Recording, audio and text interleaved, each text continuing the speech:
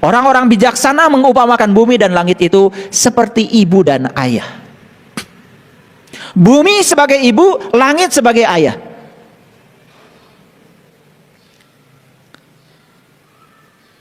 Pertanyaannya, bukankah kita harus bakti dan berbudi kepada ibu dan ayah?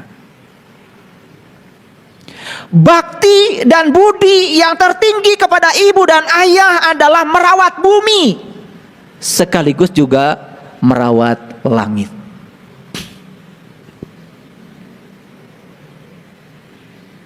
Apa yang terjadi sekarang dengan manusia? Ibunya ditelantarkan, ayahnya tidak dihiraukan. Begitu kita sudah tidak peduli lagi pada bumi tempat kita tinggal dan langit yang meliputi bumi kita tempat kita tinggal, berarti kita sudah berkhianat kepada ayah dan ibu yang melahirkan kita sendiri. Bencana akan datang. Makanya ada yang namanya virus. Virus itu dekat sekali dengan kata viral. Virus, viral, sesuatu yang datang secara berkelompok. Makanya virus corona, COVID-19 itu kemarin datangnya luar biasa. Tidak ada satu negara pun di dunia yang tidak terkena oleh serombongan virus, karena datangnya viral. Kenapa virus datangnya viral? Karena manusia sudah melupakan jati dirinya sendiri sebagai manusia. Karena manusia sudah kehilangan aspek kemanusiaannya. Coba perhatikan, mohon maaf, jangankan beda negara, satu negara saja tidak akur. Jangankan beda negara, satu agama saja gak akur. Bahkan satu agama, beda sedikit saja yang lain dengan dirinya, mulai saling mencemooh. Yang satu bilang ini sesat, yang ini merasa dirinya paling benar. Karena dia kehilangan jati dirinya sebagai manusia, yaitu aspek kemanusiaannya, maka dia kehilangan penglihatan untuk melihat bahwa semua adalah saudara.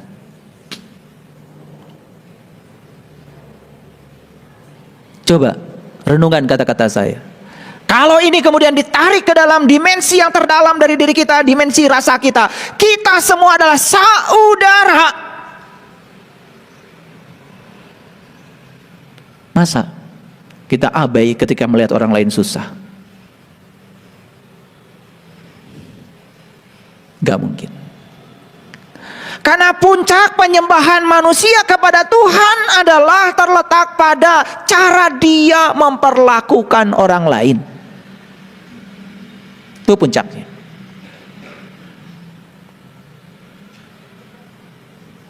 Oleh karena itu dalam bahasa yang sederhana sering disebut dengan tolong menolong.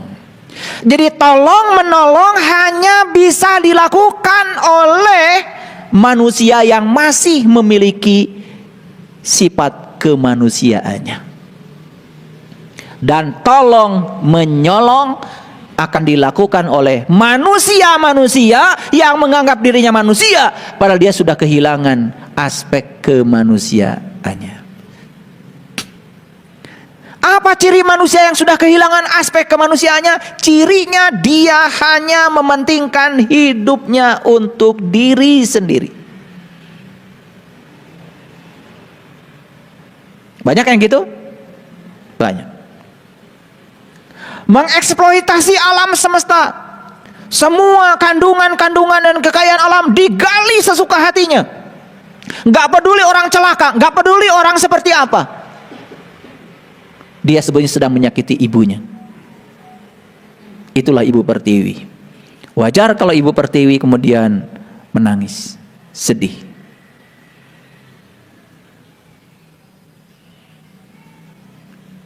Kita nggak sadar bahwa semua unsur-unsur yang melekat di tubuh kita adalah unsur-unsur yang ada di bumi kita. Setuju? Dan kita dengan bumi yang diinjak-injak oleh kita ini sebetulnya sama. Semua unsur-unsur yang ada di bumi lewat makanan diangkut ke dalam tubuh kita, jadi darah, jadi daging, jadi tulang, jadi saraf, jadi otakmu. Semua berasal dari unsur-unsur yang ada di bumi ini. Bumi seperti itulah.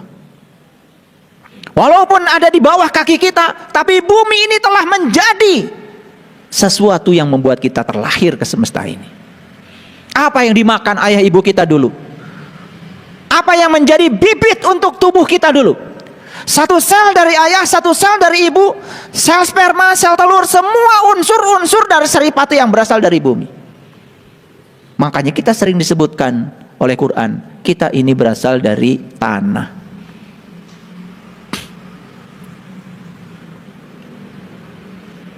Jadi heran ya, kalau kita menyakiti bumi, itu sama dengan menyakiti ibu kita yang telah melahirkan kita.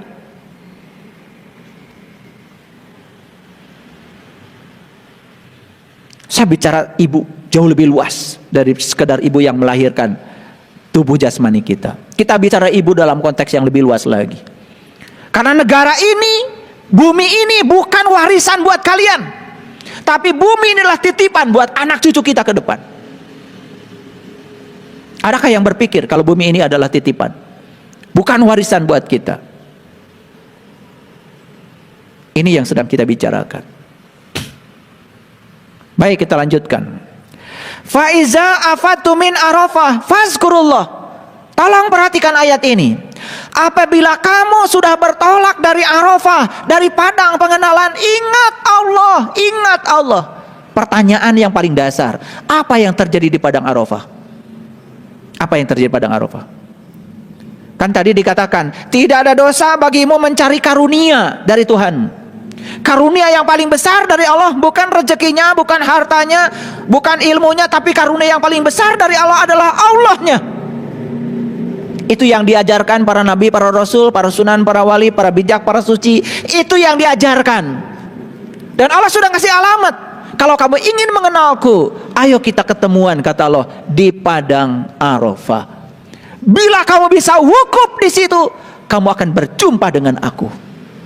Jadi wukuf di padang Arafah itu hakikatnya adalah perjumpaan antara diri sejati kita dengan Sang Maha Sejati. Kalau itu terjadi, maka berikutnya apa? Ada ayat yang mengatakan, apabila kamu telah bertolak dari Arafah, apabila kamu sudah keluar dari padang pengenalan, fazkurullah, ingatlah Allah. Masuk akal? Tidak mungkin kita bisa mengingatnya kalau kita belum menjumpainya. Tidak mungkin kita bisa mengingatnya kalau kita belum menyaksikannya. Berarti di situ terjadi penyaksian, di situ terjadi perjumpaan, di situ terjadi penyatuan. Ini ayat sederhana, tapi kalau saya bedah secara saintifik perlu waktu. Tetapi secara global kita bisa mengerti sekarang. Bisa mengerti kan? Jadi keutamaan dari Allah yang paling besar adalah Allah itu sendiri. Dan siapa yang ingin mendapatkan Allah? Allah sudah menunggu. Ayo kita ketemuan, kata Allah, di padang Arafah, di padang pengenalan. Di situ kamu akan mengenali aku. Makanya ayat selanjutnya adalah faiza afatu min Arafah fazkurullah. Apabila kamu telah bertolak dari padang pengenalan, ingatlah Allah. Ayo, apa pesan dari sini? Artinya, siapapun yang sudah menuju padang Arafah yang sesungguhnya, siapapun yang sudah berjumpa dengan jati dirinya, pasti akan bisa mengingat Allah. Maaf, kalau kalian pergi ke padang Arafah yang di luar diri kalian, yang kalian ingat adalah cuman tempat yang luas, banyak batu di sana. Ayo kita buktikan. Berapa banyak kita yang telah melakukan perjalanan ke padang Arafah yang di luar diri? Apakah betul sepulang dari sana kita bisa mengingat Allah? Jawab dengan jujur. Dan hanya yang bisa menuju ke padang Arafah yang hakikat dalam diri, dialah yang akan berhasil mengingat Allah. Karena ingat itu ada syaratnya. Syarat sahnya ingat harus tahu yang diingat. Kita tidak akan bisa mengingat sesuatu kalau kita tidak tahu. Jadi perjumpaan di padang Arafah itu harusnya mengantarkan kita untuk bisa mengenali siapa jati diri kita yang sebenarnya. Pertanyaan selanjutnya, di mana kita mengingatnya? Ayo kita lanjutkan. Indal Masy'aril Haram. Inilah yang saya sebut tadi, tafsir Quran bil Quran. Apa sih yang disebut dengan Masy'aril Haram? Kalau diartikan secara etimologi pusing kita, tetapi kalau diartikan secara gramatikal kita bisa menangkapnya. Ayo lihat saya semuanya. Tidak ada dosa bagimu mencari karunia yang paling utama dari Tuhan.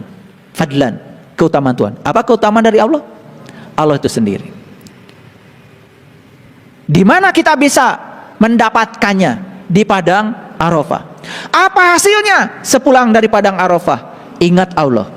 Di mana kita mengingat Allah? Di ayat ini jelas dikatakan mengingatnya indal Masy'aril Haram. Kalau begitu apa Masy'aril Haram? Kita harus buka ayat lain karena di sini tidak ada penjelasannya. Di ayat lain Allah mengatakan seperti ini. Ayo lihat saya semuanya dan jangan mengantuk karena ini bagian yang paling penting. Silakan lihat ayat ini semuanya. Allazina amanu, ulangi, allazina amanu, dan orang-orang yang beriman. Ini yang diceritakan orang beriman, bukan orang yang mengaku beriman, bukan orang yang sok-sok beriman, yang beriman. Iman sekali lagi bukan percaya. Iman adalah tasdikun bil qalbi. Iman adalah pembenaran oleh kalbu. Dan Allah mengatakan dalam sebuah diskusi, langit dan bumi tidak akan cukup menampung zatku, tapi kalbunya orang yang tenang, yang lembut, itu dikatakan di hadis qudsi itu. Itulah rumahku. Jadi rumah Allah yang sebenarnya itu adalah kalbunya orang yang beriman, yang tenang dan lembut. Yang kasar, yang keras kalbunya gak akan bisa jadi rumahnya Tuhan. Karena ada syaratnya, yang tenang dan yang lembut. Itu dalam hadis qudsi. Perhatikan saya. Allazina amanu, dan orang-orang yang beriman, wa tatmainu qulubuhum bi zikrillah. Ayo. Dan orang-orang yang beriman itu tantramlah kalbunya dengan mengingat Allah. Jadi tempat mengingat Allah itu apa? Kalbu. Jadi Masy'aril Haram yang dimaksud di ayat tadi itu apa? Kalbu. Masuk akal? Kan tadi dikatakan, apabila kamu sudah bertolak dari padang pengenalan, ingatlah Allah di Masy'aril Haram. Fazkurullah indal Masy'aril Haram. Kalau gitu apa Masy'aril Haram? Masy'aril Haram itu adalah alat untuk mengingat.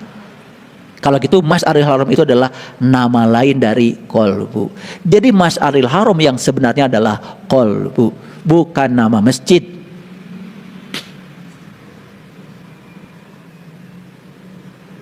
Ayo, lihat saya semua.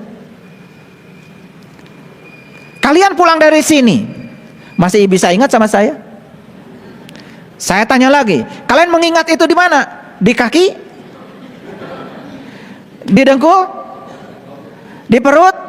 Di dada? Di leher? Di mana kalian ingat? Ingat itu di sini.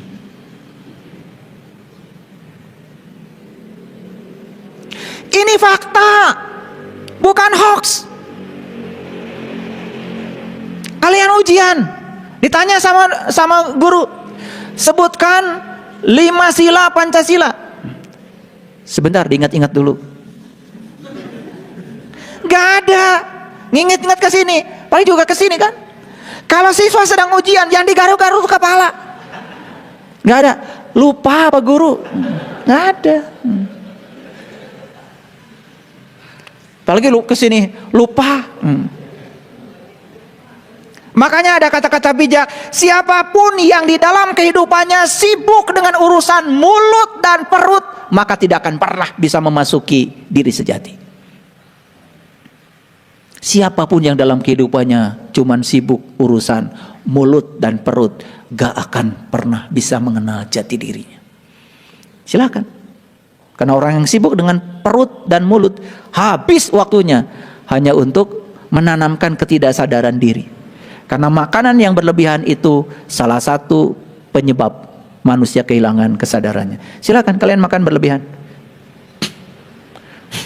Combro dimakan, lontong dimakan, gehu dimakan, cireng dimakan, apalagi pisang goreng dimakan. Nu ieu karesep abdi, nu ieu karesep uing, kabeh we karesep maneh.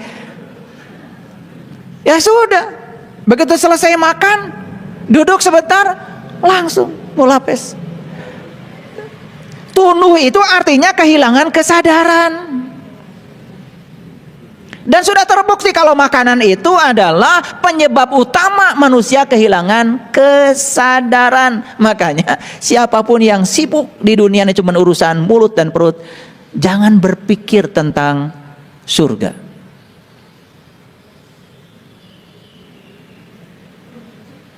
Apalagi mimpi. Mimpi aja jangan.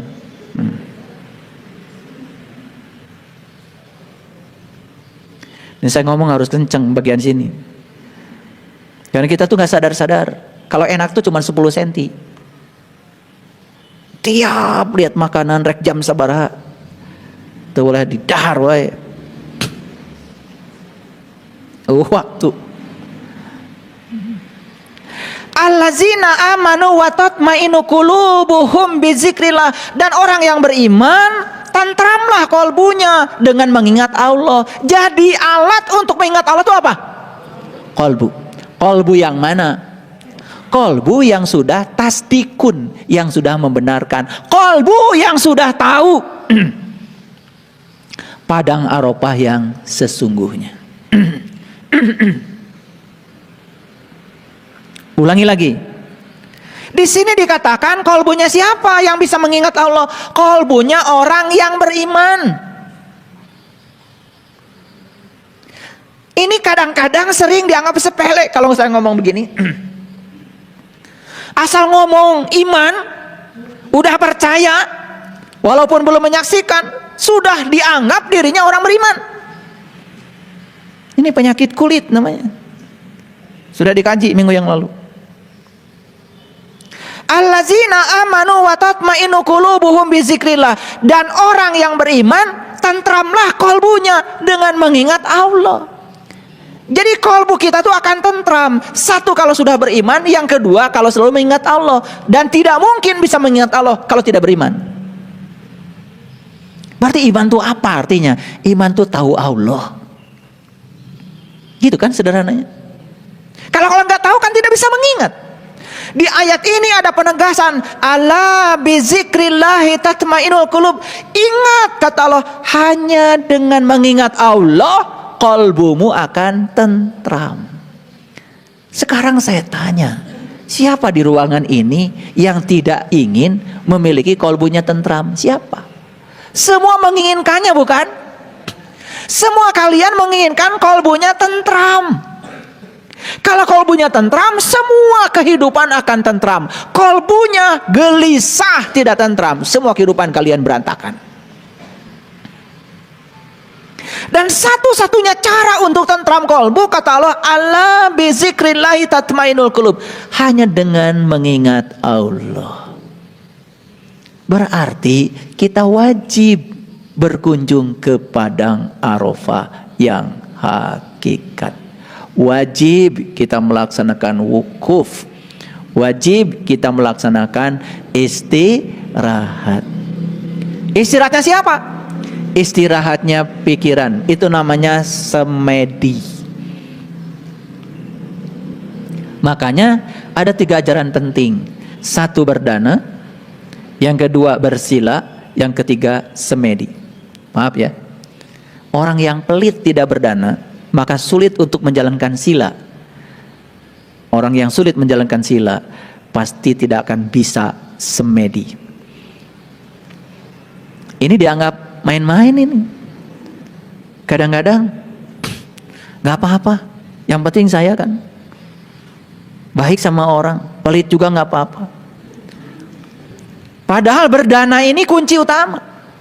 Berdana, bersila, bersemedi. Dan tidak bisa rangkaian ini diputus. Maaf ya, siapa yang memiliki kemelekatan yang begitu kuat sama yang dia miliki hanya untuk kesenangan pribadi, tidak ingin bahagia, tidak akan mencapai semedi yang sesungguhnya. Kadang-kadang saya juga tidak mengerti ya, bagaimana ya cara mengobati orang-orang pelit itu. Masih berkutat ya dengan dirinya sendiri. Orang lain susahnya kayak apapun, gak peduli. Tetapi ingin spiritualnya berkesadaran tinggi. Kesadaran spiritual yang tinggi itu harus dimulai dengan berdana. Berdana, bersila, semedi.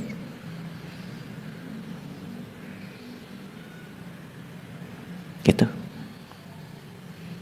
Ini penting untuk diungkapkan ya. Karena apa? Banyak yang tidak mengerti. Kenapa ya saya kok gak baju-baju semedinya? Coba, berdananya gimana?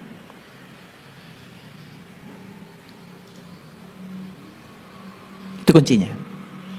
Kalau kamu masih hitung-hitungan dalam segala hal sampai ruwet, jangan berpikir semedi. Lampaui dulu itu. Berdana, bersila, semedi. Ini diulang-ulang ya supaya ngerti ya, biar nanti yang lain juga dengar. Jadi sekarang kita dapat satu kesimpulan besar ya. Kalau ingin tentram kalbunya apa? Mengingat Allah. Bagaimana caranya supaya bisa mengingat Allah? Kamu wajib hukumnya wukuf di padang pengenalan. Saya terjemahkan ya, supaya ngerti semuanya. Nah, kita balik lagi ke Quran surat Al-Baqarah 198. Ayo lihat saya semuanya. Tidak ada dosa bagimu mencari keutamaan dari Tuhanmu. Keutamaan dari Tuhan adalah Tuhan itu sendiri. Sudah terbukti Pandawa menang karena minta Krisnanya. Betul? Bukan minta senjatanya, bukan minta tentaranya. Makanya siapapun yang kepada Allah minta merengek-rengek, minta ini, itu, ini, tapi tidak mau minta Allahnya, Kurawa.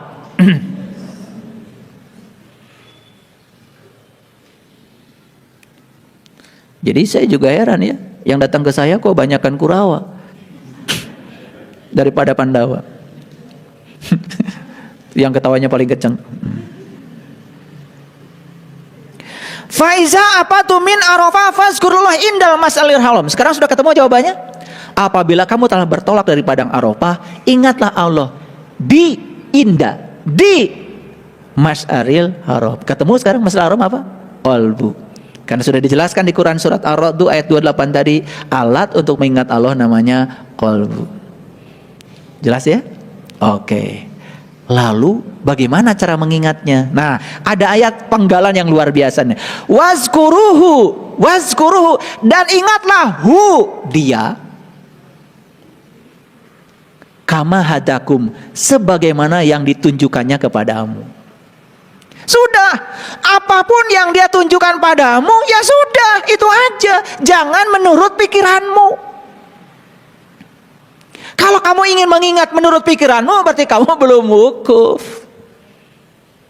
Kalau kamu belum wukuf, belum mencapai puncaknya haji. Saya tidak cerita yang haji yang syariat ya. Kalau itu maka udah banyak yang menjelaskan. Saya cerita yang hakikat dulu. Karena pergi berulang-ulang ke sana kalau nggak ngerti hakikatnya. Maaf ya. Kalian mau wukuf berapa kali di padang sana? Kalau tidak mengerti cara wukuf di padang sini, di padang Arafah yang ada di sini, ya. Mohon maaf, pulang dari sana juga nggak akan dapat apa-apa. Maaf ya. Udah terbukti. Di ayat ini dikatakan wazkuruhu, ingatlah dia kama seperti hadakum, yang ditunjukkannya kepadamu. Berarti harus ada yang ditunjukkan Allah kepadamu. Apa yang Allah tunjukkan kepadamu? Padang.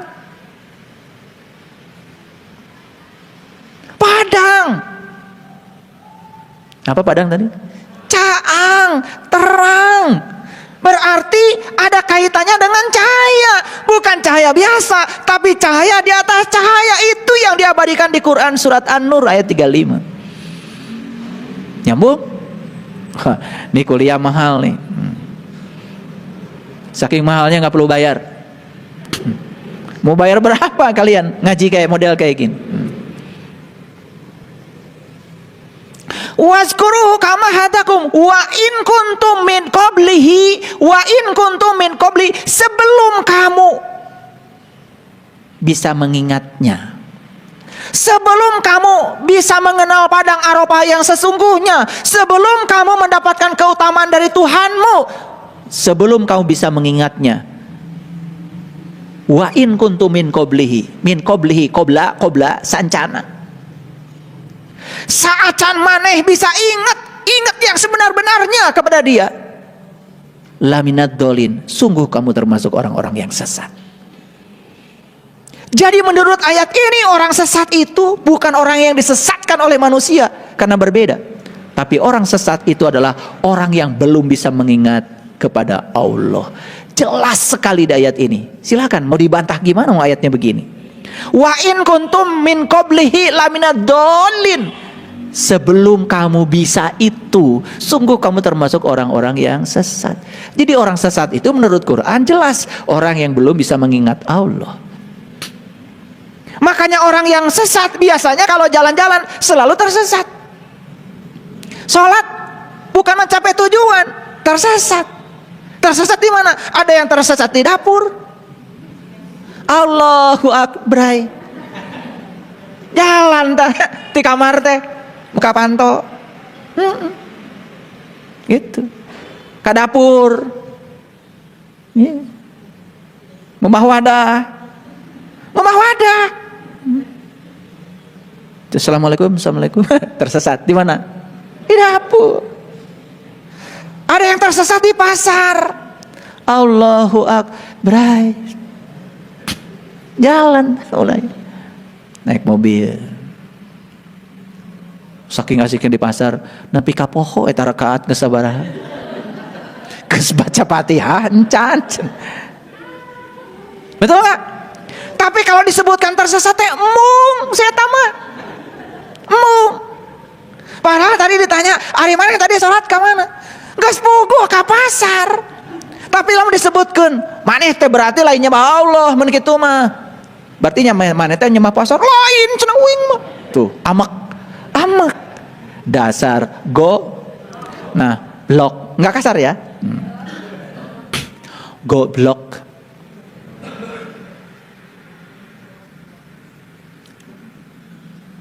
Ada hambatan dalam dirinya untuk jujur, ada blocking. Karena apa? Merasa diri paling benar. Dasar pang bener. Karaos ieu ngaos teh. Keun we cenah. Nyeri hate. Kajeun. Nah, makanya di ayat lain Allah mengatakan, nih ya, di ayat lain Allah mengatakan. Perhatikan ayat selanjutnya, ayat 199. Summa afidu min haitsu afadun nasu wastagfirullah. Bertolaklah kamu dari tempat bertolaknya orang banyak. Kalau ingin mengenal diri sejatimu, kamu harus bertolak dari tempat berkumpulnya orang banyak. Tidak perlu ngikutin banyak orang, karena perjalanan ini adalah perjalanan pribadi antara dirimu dengan Allah. Maka bertolaklah kamu dari kebanyakan orang banyak. Ini perintah loh di Quran. Summa afidu min haitsu afadun nas wastagfirullah. Tapi jangan lupa, kamu harus mohon ampun kepada Allah. Apa yang harus mohon ampun pada Allah? Mohon ampun dari Allah, karena selama ini kita tidak berusaha mengenalnya. Itu karena dosa lain sudah diampunkan, satu yang tidak diampunkan, syirik. Makanya ketika kita melaksanakan ibadah haji secara syar'i, kan di situ jelas, labbaik Allahumma labbaik, labbaik la syarika laka labbaik, jelas. Jadi aku datang mau panggilanmu untuk membebaskan syirik yang ada padaku. Jadi sebenarnya haji itu tujuan utamanya adalah membebaskan syirik. Tapi tidak sadar teh. Ayo kita sama-sama baca labbaik. labbaik Allahumma labbaik, labbaik la syarika laka labbaik. Udah jelas. Udah jelas, aku datang memenuhi panggilanmu ya Allah untuk membebaskan syirik yang ada padaku. Syirik itu selingkuh kepada Allah, gara-gara gak tahu Allah, karena masih tersesat. Jelas banget kok. Pernah baca itu? Pernah. Tapi karena gak sadar, orang lain baca aja kayak robot, persis kayak burung beo. Sakatu naroskeun, Bapak Ibu hari haji teh tujuan naon? Jelas itu di kalimat itu jelas. Labbaik Allahumma labbaik, labbaik la syarika laka labbaik. Supaya kamu tidak selingkuh, supaya kamu tidak syirik, supaya kamu tidak menduakan Tuhan.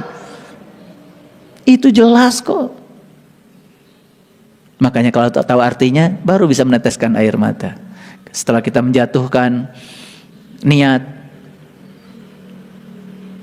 di tempat tertentu sebelum kita menuju ke Baitullah yang syar'i, yang di dalam Masjidil Haram itu, kan kita menjatuhkan dulu niat di tempat tertentu, betul? Iya. Kalau di Madinah menjatuhkan niat di Bir Ali, kalau kita di Mekah keluar dulu di kota Mekah, pergi ke tempat namanya Ji'ronah. Ji'ronah itu dari kata ja'a ro'aina. Ja'a ro'aina, ja'a tuh datang, ro'aina, ro'a tuh melihat, na tuh anak. Ja'a ro'aina, datanglah untuk melihat anak, kata Allah. Jadi Ji'ronah. Iya, Cicaheum kan jadi Caheum. Sama. Sana ja'a ro'aina jadi Ji'ronah. Gancang nyebutna.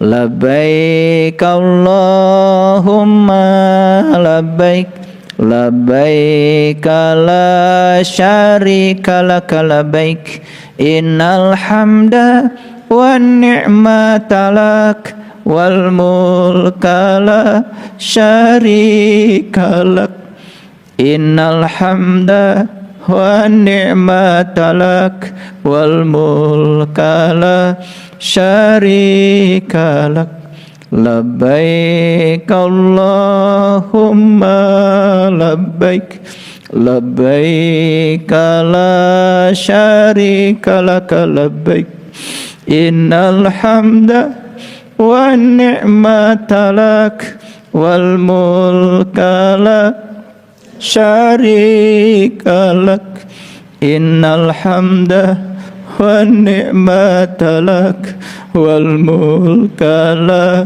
syarika lak, labbaik Allahumma labbaik, labbaik la syarika lak labbaik, innal hamda wan ni'mata lak wal mulka la syarika lak, innal hamda wan ni'mata lak wal mulka la syarika lak. Luar biasa. Itu kan sedang cerita segala puji hanya milikmu ya Allah, yang telah memberikan nikmat kepadaku. Apa sih nikmat itu? Bukan karena kita bisa naik pesawat, bukan karena kita punya uang, nggak ada kaitan dengan itu nikmat. Nikmat itu adalah sesuatu yang diberikan kepada para nabi, para rasul, para siddiqin, para syuhada, para solihin. Jelas di Quran. Ihdinas syiratal mustaqim, syiratal ladzina an'amta alaihim. Syiratal mustaqim itu jalannya orang yang diberi nikmat. Yang diberi nikmat itu cuma 4. 1 para nabi, 2 para siddiqin, 3 para syuhada, 4 para solihin. Cuma 4. Wa husna ulaika rafiqa. Itulah teman yang sebaik-baiknya. Apa nikmat itu? Nikmat itu adalah fadlan, keutamaan dari Allah. Nikmat yang sebenarnya adalah Allah itu sendiri.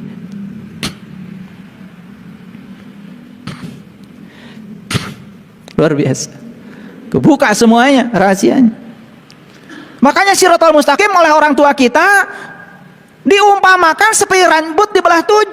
Angka 7 diabadikan ketika haji. 7 kali tawaf, 7 sa'i melempar, 7 kali sa'i bolak-balik Safa dan Marwah, 7 batu melempar jumrah.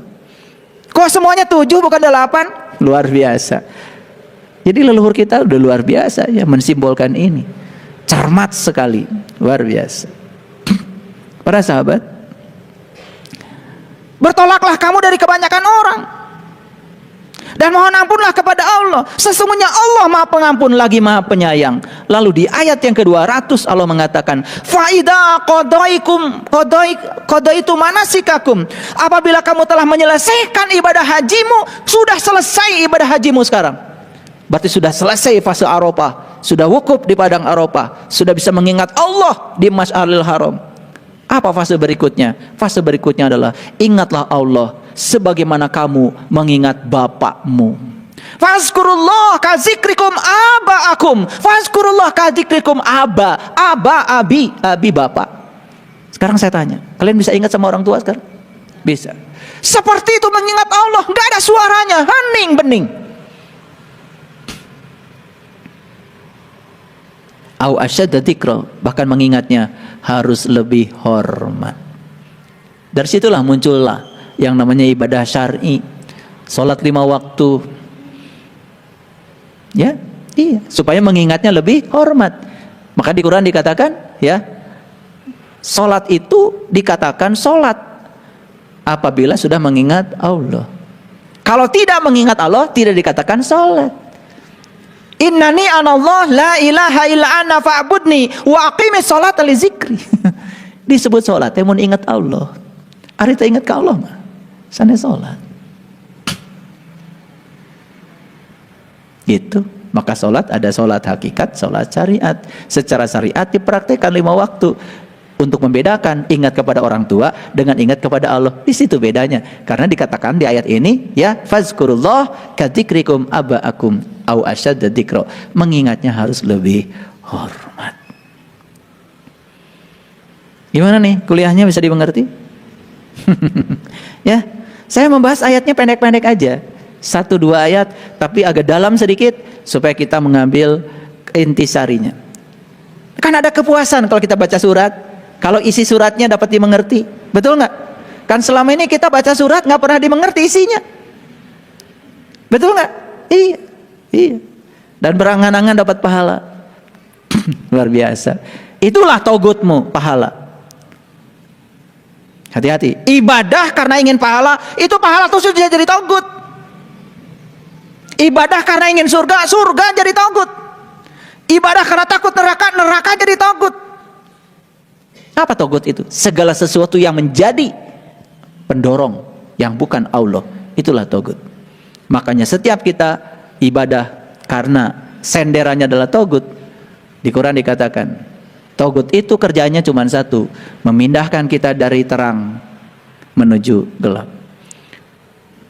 Wallazina kafaru awliya'uhum togut yukhrijunahum minan nur ilad dulumat. Terus poek mongkleng buta rajin. Ya. Akibatnya apa? Kita sering mengalami salah persepsi sekaligus juga salah proyeksi. Saya kira itu kajian kita hari ini. Lumayan, walaupun cuma 2-3 ayat. Semoga ini bisa memberikan isi, juga bisa menjadikan nutrisi. Ngaji itu harus dapat isi loh. Sekaligus nutrisi. Jangan ngaji cuman sekedar ingin dapat pahala. Togut itu. Ya. Jadi syafaat itu harus datang di sini. Syafaat itu harus dapat sekarang. Dan syafaat itu harus punya kemampuan menyelamatkan kita di sini saat ini sekarang. Kalau datang di tempat ini harus mengalami perubahan kesadaran. Shadaqallahul adzim, barakallahu li wa lakum. Assalamualaikum warahmatullahi wabarakatuh.